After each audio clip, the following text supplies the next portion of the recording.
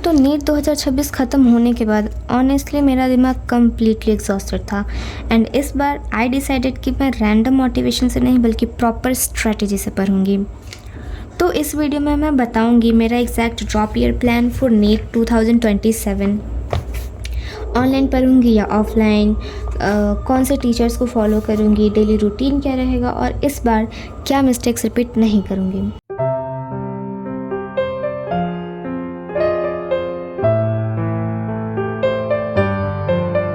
तो hello guys, welcome to my थोड़ी सी प्रोडक्टिविटी एंड थोड़ी सी कंफ्यूज लाइफ में।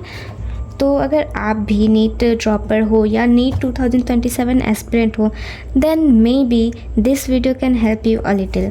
तो मेरा बैच अभी स्टार्ट नहीं हुआ है, मैं यकीन नीट 2.0 लेने वाली हूँ, तो वो 20 मई से स्टार्ट होगा एंड दैट्स वाई अभी मैं थोड़े से ब्रेक पे हूँ आफ्टर नीट, बिकॉज बर्नआउट के साथ डायरेक्टली पढ़ाई स्टार्ट करना तो वर्क नहीं करेगा। सो इसीलिए मैं करेंटली एक बुक पढ़ रही हूँ। आई थिंक मैंने लास्ट वीडियो में बताया था, ये वाली बुक। मैं ये दूसरा दिन है पढ़ने का और सिर्फ अभी तक 2 चैप्टर मैंने पढ़ा है। ये पढ़ने में भी भाई मेरे को डिस्ट्रैक्शन हो रहा है, भाई क्या ही पढ़ूँगी मैं ये। खैर, तो पहले मेरे को लगता था कि एग्ज़ाम्स के नेक्स्ट डे से ही पढ़ाई स्टार्ट करूँगी, लाइक एग्ज़ाम दे के आऊँगी, फिर मुझे तो पता होगा कि मेरा एग्ज़ाम कैसा गया है, निकलेगा नहीं निकलेगा, बुक लेके बैठ जाऊँगी। बट ऐसा नहीं हुआ, क्योंकि मेंटली एग्जॉस्टेड हो तो 10 घंटे टेबल पे बैठ के भी कुछ रिटेन तो होने वाला है नहीं, तो कोई फ़ायदा नहीं होगा अगर मैं आते ही नेक्स्ट डे पढ़ने बैठ जाऊँ तो अभी मैं स्लोली रीसेट कर रही हूँ, लाइक अपने स्लीप शेड्यूल को फिक्स कर रही हूँ ताकि मैं जल्दी सो के सुबह जल्दी उठ जाया करूँ। क्योंकि अगर यकीन बैच स्टार्ट होगा तो उसकी क्लासेस सुबह 8:45 बजे से ही रहती है, तो उसके लिए तो पहले मेरा स्लीप शेड्यूल ठीक होना चाहिए, क्योंकि लेट से उठने का आदत जो हो गया तो उसको पहले ठीक करना होगा और प्रॉपर स्ट्रैटेजी बना रही हूँ कि लाइक मैं कैसे पढ़ूँगी नहीं पढ़ूँगी। तो अब बात करते हैं एक्चुअल स्टडी की। तो इस बार मेरा फोकस लॉन्ग स्टडी आवर्स पे नहीं होगा, मेरा मेन फोकस होगा कंसिस्टेंसी, रिवीजन, क्वेश्चन प्रैक्टिस और बैकलॉग को अवॉइड करने में। बिकॉज ऑनेस्टली लास्ट अटैम्प्ट में इतने सारे लेक्चर्स मेरे रह गए थे, इतने बैकलॉग्स बन गए थे और सब एक साथ इकट्ठा हो गया था और सबको कंप्लीट करना है भाई, मतलब हो ही नहीं पा रहा था, इतने सारे लेक्चर्स थे। मैं जब हॉस्टल से वापस घर आई तब मैंने एक साथ सारे कंप्लीट किए थे और इतना सारा एक साथ पढ़ूंगी तो खैर क्या ही मेरे को समझ आएगा और क्या ही याद रहेगा। और मैं ऑनलाइन पढ़ने वाली हूँ, क्योंकि मैं ना जब 9th क्लास में थी तब से मैं ऑनलाइन PW से पढ़ते आ रही हूँ। मैं ऑफ़लाइन भी जाती थी उस टाइम पे, फिर 10th में आते ही मैंने ऑफ़लाइन कोचिंग छोड़ दिया था कम्प्लीटली, मैं सिर्फ ऑनलाइन पढ़ती थी। और मेरे मोहल्ले में सारे लोग बोलते थे कि मेरे पापा को बोलते थे लाइक कि उसने ऑफ़लाइन कोचिंग क्यों छोड़ दिया, ऑनलाइन पढ़ रही है, नहीं निकलेगा उसका, 10th में अच्छे नंबर नहीं आएंगे, ऐसा वैसा दिस दैट वगैरह वगैरह। फिर भी 87% आ गए, तो फिर सब बोल रहे थे कि हाँ मुझे तो पता ही था कि वो इतना ले ही आएगी। भाई साहब, ऐसे गिरगिट का कैसे रंग बदलता है वैसे सबका रंग बदल गया। तो इसीलिए मेरे को ऑनलाइन ज़्यादा समझ आता है और मैं उनसे बहुत टाइम से पढ़ते आ रही हूँ, सो मुझे ऑनलाइन ज़्यादा समझ आएगा। आई नो ऑफ़लाइन मैं गई थी कोचिंग, आई ट्राई की ऑफ़लाइन कोचिंग जाती हूँ, बट वो वर्क नहीं किया, मतलब ऑफ़लाइन कोचिंग ही मैंने गलत चूज़ कर लिया था गलती से, तो वो वर्क नहीं किया। सो इस बार मैंने डिसाइड किया है कि ड्रॉप ले रही हूँ तो प्रॉपर अच्छे से एकदम पढ़ूंगी, अच्छे टीचर्स को चूज़ करूंगी। सो फिज़िक्स के लिए मैं लास्ट टाइम जब 12th में थी तो मैं MR सर से पढ़ी थी एंड ऑनेस्टली वो बहुत अच्छा पढ़ाते हैं, बट स्टिल मैं इस बार चाह रही हूँ सलीम सर से पढ़ूँ, पता नहीं क्यों। मतलब अब तुम लोग मेरे को सजेस्ट करना कि कौन से टीचर्स ज़्यादा बेटर होंगे, सलीम सर या MR सर। मैं MR सर से वैसे तो पढ़ चुकी हूँ, but I just want to try Salim sir से पढ़ के देखना है मेरे को। तो इस बार मैं सोच रही हूँ सलीम सर से पढ़ूँगी और मेरा टारगेट यही होगा कि मैं अपने कॉन्सेप्ट्स को स्ट्रॉन्ग करूँगी instead of directly jump too difficult questions. तो मैं पूरा ट्राई करूँगी कि मेरे कॉन्सेप्ट स्ट्रॉन्ग हो, अगर जो समझ में नहीं आए मैं उसको दोबारा देखूँ ताकि उसको समझ सकूँ, ना कि डायरेक्टली आगे बढ़ते जाऊँ, लेक्चर्स कंप्लीट करते जाऊँ।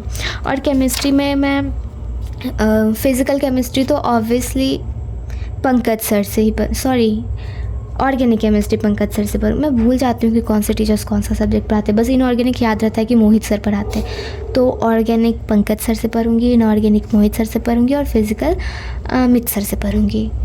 मैंने पिछली बार फ़िज़िकल और ऑर्गेनिक दोनों ही पंकज सर से पढ़ा था, तो मेरे को वही याद है कि फ़िज़िकल मुझे पंकज सर से पढ़ना है, बट इस बार अमित सर से पढ़ूँगी।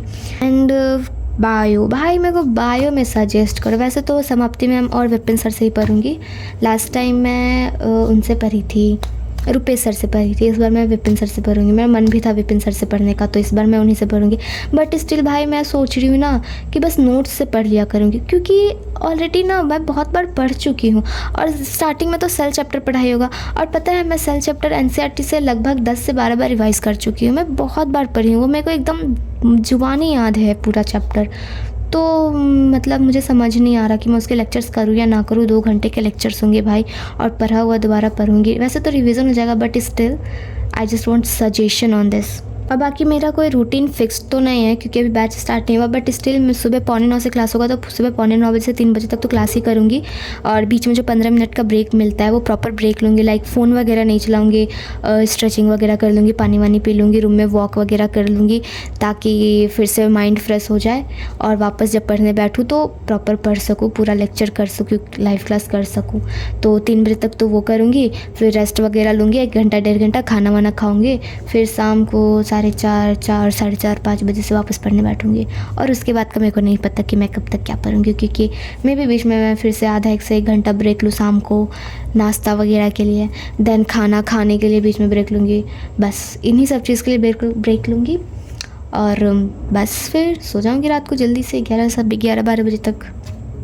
और my rules for drop year, इस ड्रॉप ईयर के लिए मैंने कुछ रूल्स बनाए हैं जो कि मैं फ्रेशर होते हुए पूरा नहीं कर पाई थी।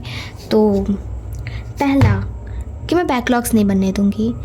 और अगर गलती से मेरे बैकलॉग्स बन गए किसी भी रीज़न्स की वजह से, अगर बैकलॉग्स बनते हैं तो या तो मैं उसको सेम डे पे क्लियर करूँगी, या फिर तुरंत अगले ही दिन उसको क्लियर करने का पूरा कोशिश करूँगी।